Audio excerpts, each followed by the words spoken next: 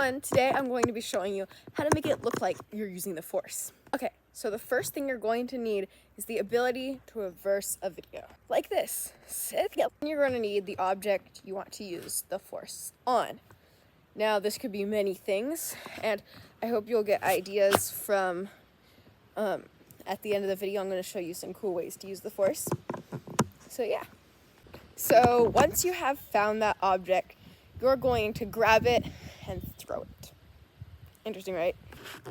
And while you throw that object, you are going to record it and then reverse that video. So it'll look something like this. So have the object, and if you want to make it look extra realistic, make the force hand while you are doing it, right after you do it, or while you're throwing. So like this.